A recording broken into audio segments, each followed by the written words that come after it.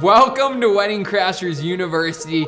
Here we are in our second series. It's only series 2, and in episode 3 right now, we are gonna be talking about what to expect on your first wedding day and give you major keys, 7 major keys on how to be successful on your first wedding day. These are things that we practice at every single wedding, but if you know them now, you're gonna be amazing. Without wasting too much time, we're gonna get into it. The first thing to know is that wedding films are fast paced, and filming a wedding is fast paced and it can get a little bit chaotic. This is what we do. We run around, we get the shots that we need, and then we move. You have to be ready for the fast paced environment, because if you're not, you're gonna be moving too slow. Get that in your mind before you get on the wedding day, and just be ready for things to get a little bit crazy. And maybe they won't, but just be ready for it. Weddings are very different than a film set, because on a film set, usually things are a little more structured. You have time to set up, tear down. On a wedding day, you're not necessarily guaranteed that. It's more like a documentary style approach to filmmaking, and you kind of have to do it all. You have to run the lighting, do some audio, shoot. All of these things are important. A lot goes on a wedding day, and you have to be ready for all of it. Number 2, be flexible and know that things may not go as planned. You can go into a wedding day with all these great ideas for shots, great ideas for how you picture the day to go, but things might, not go that way. And that's just how things work out, and you just have to be ready for that. And you also have to be flexible with your plans and maybe work with different situations than you had initially expected. Be ready to be flexible, because that is a really big key to doing well as a wedding filmmaker. The third thing to really expect is you're expected to help direct and flow the day in some type of way. That doesn't mean you have to know everything that's going on at all times. It does kind of mean you need to know the general timeline, and you should get a timeline before the wedding day where it tells you where things are, what time things are happening, when it's gonna start, when it's gonna end. You are a professional there on the wedding day, and you're dealing with, subjects that this is, for most, the first time that they're getting married.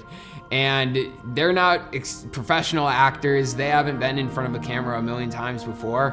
And honestly, they might be a little uncomfortable, and it's their wedding day, so there's a lot going on. So you have to be there and know what's going on and when. So be prepared for just that direction and helping to keep the day moving.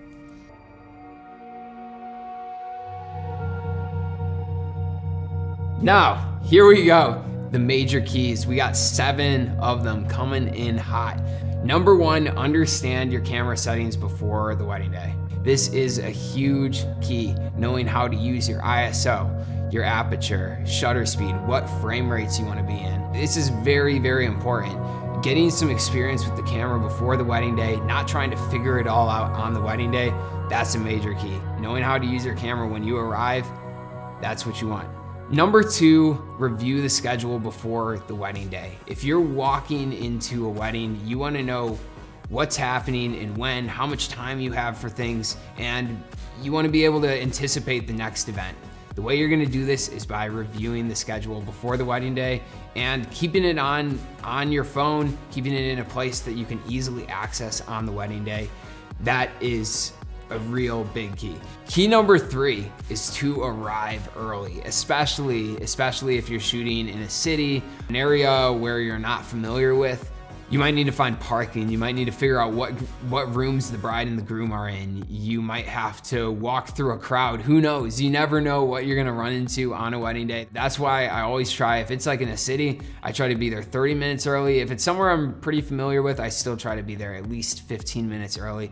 Be there on time. Key number 4 is to shoot in sequences. And what I mean by this is you wanna stay moving. You wanna keep getting different angles, different focal ranges, and shoot your scenes in sequences and get a few different shots of each different scene. So for example, if you have a groom putting on their suit coat Have them do it a few times. Get a close-up shot of the groom putting on the suit coat. Get a wide angle, a wide shot of the whole scene. Maybe it's through a window or you're seeing outside. Get a wide shot of him putting on his suit. And then get another medium shot, maybe showing more of like a profile of the groom. Get a few different angles and have them do it a few times. So you're shooting in sequences. And then when you get into editing, you can use the magic of editing to make it look like there were multiple cameras in the room.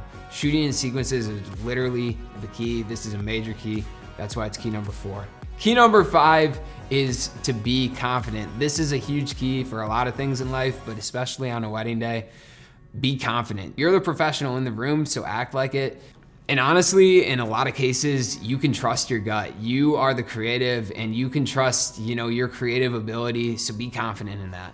So that is key number 5. Key number 6 is a really important one. As a second shooter, you want to communicate with your lead shooter and be in contact with them throughout the day. You might be at groom prep while the lead shooter's at bride prep or going to the first look. If you're moving, be in communication. If things come up that are unexpected, be in communication. And a lot of times, even at ceremonies, speeches, I'll even be texting with my second shooter, like, hey, what kind of shot are you getting? And they can kind of take a picture and just be in communications. And if anything unexpected comes up, let your lead shooter know.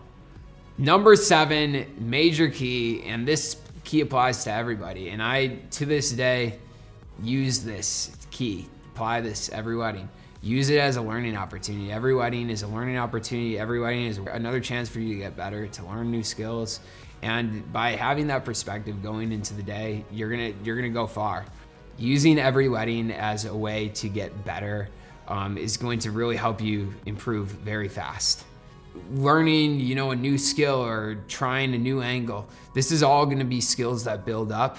So this is key number 7, and honestly, probably the most important key. So that is it. That is the keys. These are the 7 keys. And honestly, if you really nail these down and just kind of remember these on your first wedding day, these are gonna help you out a lot. Thank you for tuning into our series, our second series. If you've hung with us this long, we appreciate it. If you're new, thanks for tuning in. We hope you learned a ton. Now, next series, we are going to be we're gonna be diving into the cinematic side of weddings. We're gonna be talking about the 3 keys to cinematic storytelling.